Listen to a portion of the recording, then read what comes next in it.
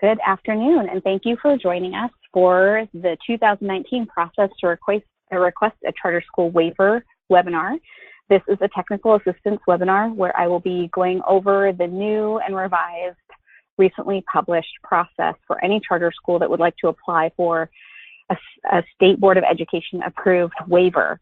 And there have been a lot of questions about what waivers are, how they're different from Division 22 waivers. Is this something all charter schools are going to have to do? And it is an optional thing, and we're going to go through the whole process today. So some of the content that we're going to cover today, I'm going to give you an overview and the background on charter schools waivers. So history, what waivers are, where the legal basis is for waivers. We're also going to talk about the criteria that the State Board uses for approving charter school waivers. And that gets really into equity piece that we'll talk about later. There's also the requirements in the new process. So and we'll get into some of this history, but as waivers have come before the State Board and they've had a better, deeper understanding of equity, they've asked more and more questions and required a lot more of charter schools that are seeking to have a waiver. And so we've strengthened the process. It's very robust at this point, so it might be overwhelming. That's not our intent to make it overwhelming, but it is our intent to make sure that you come before the State Board as prepared as possible to answer all of their questions. We'll talk about the timeline. Waiver requests at this point, the State Board has asked that they come one time a year, and so they can be consolidated and processed all at the same discussion. We'll also talk about the equity guidance that we've built into this process so that it will help guide all of the charter schools in seeking a waiver request, what the State Board means when they talk about equity. And then lastly, data collection and review process. So we'll get into all of these things, and again, don't hesitate to use the question feature or raise your hand as we go. So first, a little bit of background. Charter schools in Oregon are established because there's the statute, ORS Chapter 338. And within that chapter of statute, there's all sorts of provisions that allow charter schools to exist and have certain flexibility from traditional public school rules that exist out there. And one of the things that the law also gives is an additional granted flexibility that the State Board can do. So here's the statute right here, ORS 338-025. It says the State Board of Education may adopt rules necessary for the implementation of this chapter. We do that. And then it says that upon application by a public charter school, the State Board of Education may grant a waiver of any portion of this chapter if the waiver promotes the development of programs by providers, enhances the equitable access by underserved families to the public education of their choice, extends the equitable access to public support by all students, or permits high-quality programs of unusual cost. The State Board of Education may not waive any appeal provision in this chapter or any provision under ORS 338115. And so for those of you on the line, I hope that you are familiar with ORS 338115. Those are all of the, what we kind of call unwaivables. And that is the long list of statutes and rules that always apply to charter schools. Otherwise, the beginning of that section says that rules and statutes that apply to districts don't apply to public charter schools unless it specifically says so or it's in that list. So that means that everything else in 338 is waivable. So all of the requirements that exist around charter schools in Chapter 338 potentially could be something that a charter school could ask for more flexibility from. So types of waivers that have typically been granted or asked in the past, this is since November of 2015 from the list, and again, the full list is available in the handouts there. We see most of the waiver requests around enrollment priority, and so that has to do with ORS 338125 for student enrollment in the lottery. And so often people in charter schools are asking that children of staff get priority enrollment and either don't have to go through the lottery or get to be bumped, kind of like weighted or bump to the top, even if they go through the lottery. And we also have had other requests around, you can see here, ARCO Erie asked for enrollment priority for staff, but then they also asked for their middle school students from other public Spanish language immersion programs to have priority enrollment. We've also had enrollment boundaries be something that people ask about, and then we've seen the law change on that. So Sauvie Island Academy asked a couple years in a row that they could give priority enrollment to students who reside on Sauvie Island. And since then, they're going through this process. They actually advocated for the law to be changed to allow for that, and so now the law has changed. But another common one that we see is that students who, when we have a conversion, so number 100 on here is the Watonka Charter School, they asked for a waiver so that students who were enrolled in the school before it converted to a charter school could have priority enrollment. And so those are some typical ones. And that list has a lot of historical pieces. So I do see someone has raised their hand. So Julie, I'm going to go ahead and unmute you, if I can.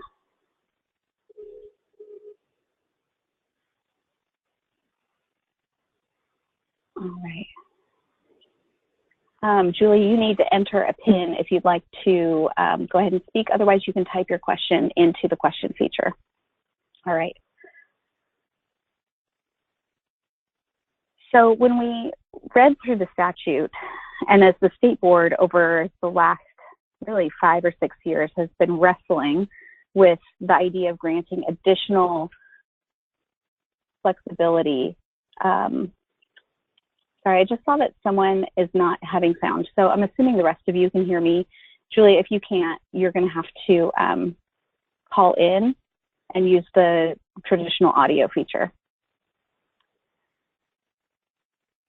When the state board has been wrestling with this, and we look at those kind of 4 pieces that the statute says they have to base their decision on, first of all, we're talking about number 1, you can see here, is promote the development of programs by providers. That one's pretty straightforward. It's easy to make that case, especially when we're talking about children of staff. That definitely supports the program. You're able to recruit staff to come to the school, especially if those children are able to go to the school. The other one that is also, again, pretty straightforward is permits high quality programs of unusual cost. There's a lot of things that can be justified under this, but the 2 that have been very difficult are enhances the equitable access by underserved families to the public education of their choice, and extends the equitable access to public support by all students. Those 2 have been very difficult for charter schools to quantify and justify around their requests with the state board and having a productive conversation around it.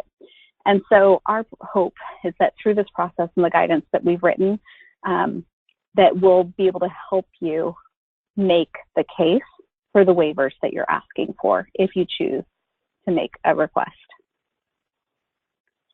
So in our process, the things that we need you to do is, first, there's the waiver request form. And one of the pieces on the form that we need to know is, when does your charter contract start and when does your current charter contract end? Most of the waivers that we have approved over the last 5 years have been tied to the term of charter contract. So at this point, all the waivers that are currently in place, as far as I know, are only those that are tied to the current term of charter contract. So that means after that term, and then you go through a renewal, you'd have to ask for the waiver again if you wanted it. There have been a few times where the state board recently just did a temporary, where it was only for 1 year, and that either made sense based on the scenario or based on the discussion that was had that for 1 year the state board would do that. The other piece that you need to include in your waiver request, obviously, is the actual law that you want to be waived. And so I can help you kind of figure that out if you're not sure exactly how to word that, but I can help with that. And then we want you to answer all of the equity questions in the application. And we really want you to provide data and any kind of background that you can, not just anecdotal kind of, I think so, therefore it would be good. Like, we actually want you to make a case as to what your rationale is. And then lastly is identify the data that the charter school will collect and report to the State Board of Education. So the State Board has made it really clear that as they do these, they want to know, like, what is the impact? Because oftentimes if you're allowing staff to have their children enrolled in the charter school, they want to know, like, well, what is the overall impact? Does that mean 2%, 5%, 10% of students are going to be children of staff? What does that impact look like on the demographics of the school?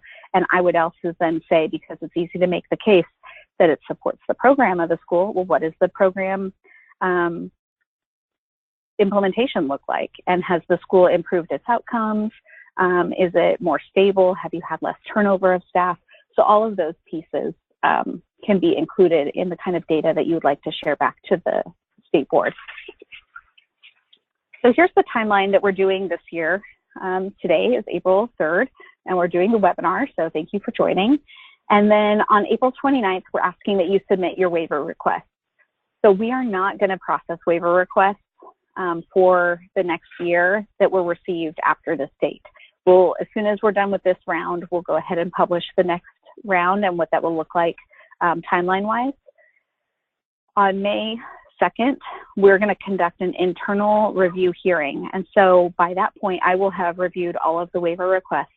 We have an internal panel of ODE staff who will kind of give you a first round of what it looks like to answer questions about your waiver request.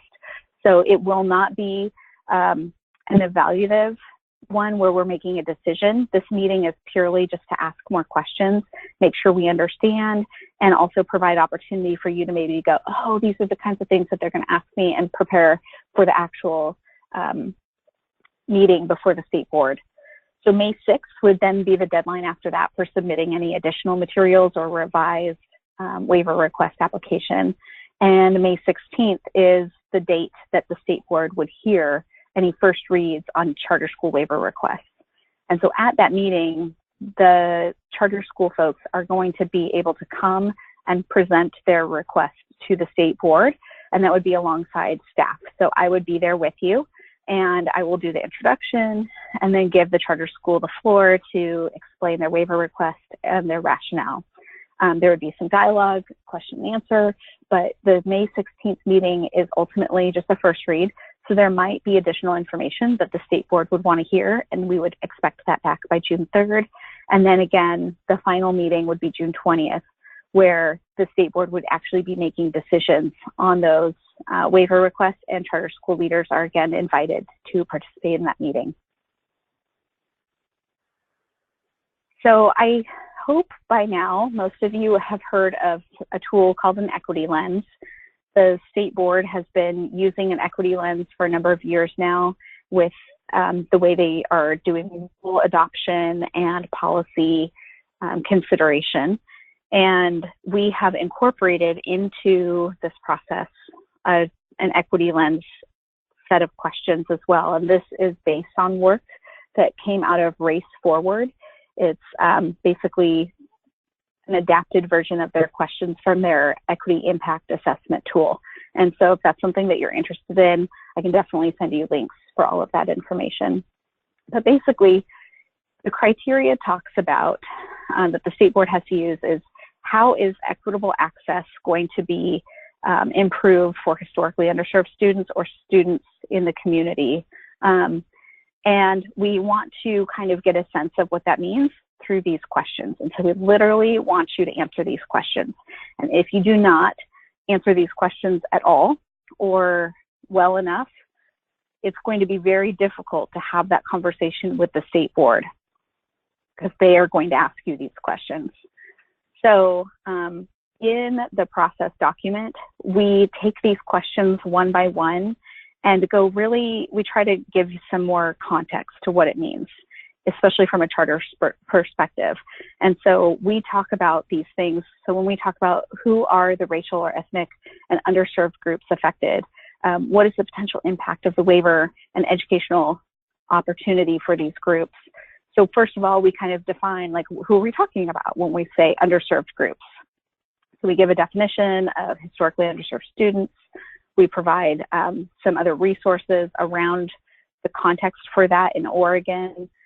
And then we also talk about it's not just the students who are enrolled in your school, but it's the students who would potentially enroll in your school. So those who live in your district where you're located or in the state, depending on if you're a statewide charter school, and all of those pieces. And we ask you to consider what is the impact on those students.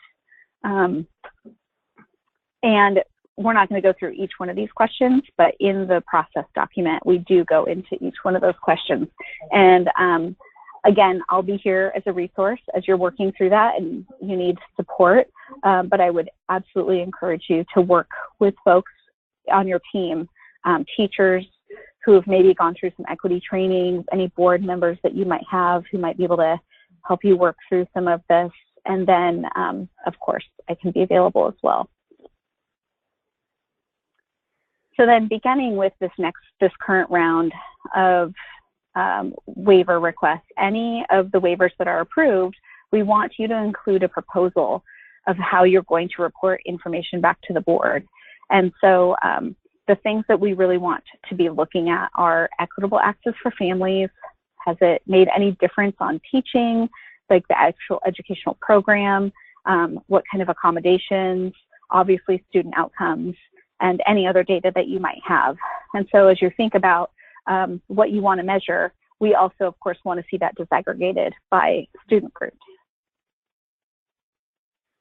And I might add too, obviously students are the core of what we're doing and why we're doing any of this. But one of the things that we've continued to talk about in relationship to charter schools and specifically with staff at charter schools is staff demographics too. So if you have staff who are working there, who their children are getting priorities, there may or may not also be then an impact around the demographics of the school, depending on what the teacher demographics are. So that, again, is just something to be considering. So finally, just really important that your waiver requests are due on the 29th. You can use the form. When you get into the equity questions in the form itself and start working on that, if it's easier for you to attach an addendum, that's fine. You can do that, and then we'll use that narrative for those questions, but please just make sure you don't miss any of them. If you feel very strongly that one of those equity questions is not relevant to what you're doing, then explain why it's not relevant. That would be really helpful. And I'm not saying that every single question there's going to be a very easy answer or a very clear answer for your school and your community. That's why we say just address it in some form. Like if you're really sure that this is not relevant to the waiver request that you're asking, then let's have a conversation about that and make the case. I just want to make sure that all of you are prepared to make that case before the state board. Of course, I'm here to answer any questions. Email is going to be a great way to have a conversation with me about this. And then we can set up individual calls if you need to. And now it's time to answer any questions that you might have. I know that some of you might have specific waiver requests that you have in mind. Some of you might have just thought, what is this and why do I need to know about this? But I'm really curious if any of you have any questions right now. So feel free to type them in or just raise your hand and I can answer any questions that you have.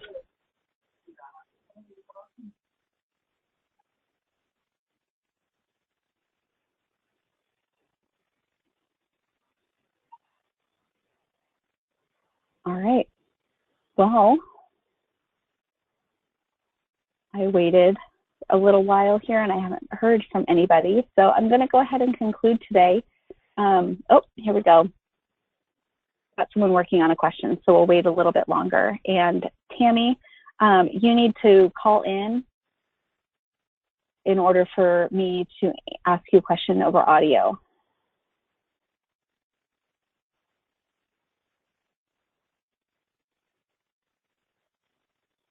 All right. So if you are able to look in the GoToWebinar dashboard, kind of like where you see the audio function, the attendees, all of those pieces, there should be the option for handouts. And if you expand that, you should be able to download the list. It's called State Board Waiver List. It's a PDF document, and that should be able to get you that. We will go ahead and be sending this out, the recording out to all of the charter schools using our listserv. And so anybody who didn't get this today will be able to get it that way. You can, of course, send them to me. I'll send them an email version of it. And we'll probably be posting it on our charter school website through ODE around in the same place that you would find the waivers under current charter schools or operating charter schools.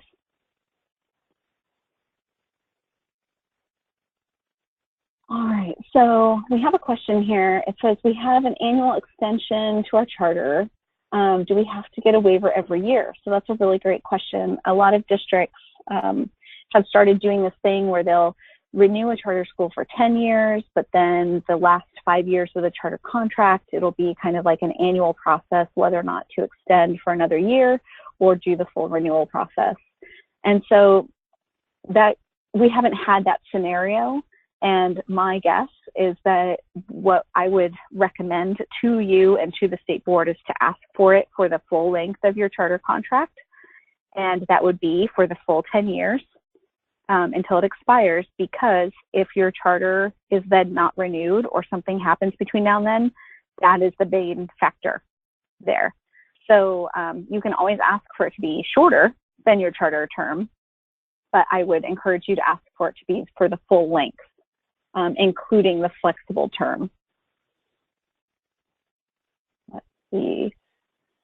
If you have a waiver right now, if you don't have a copy, so after every waiver that the board has approved, there's either two things. You either got a letter from the Oregon Department of Education summarizing your waiver request that was approved, hopefully with some sort of designation of length of time in that letter.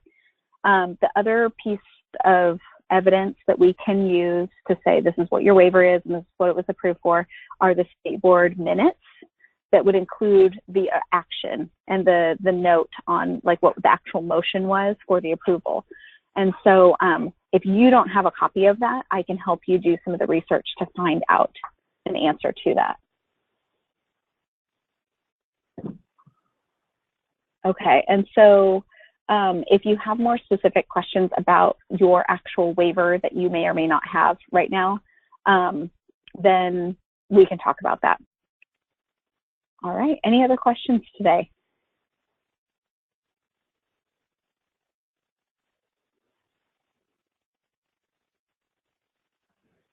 All right, Tammy, I'm not sure if you were able to call in. I see your hand is raised, but I haven't been able to answer your question.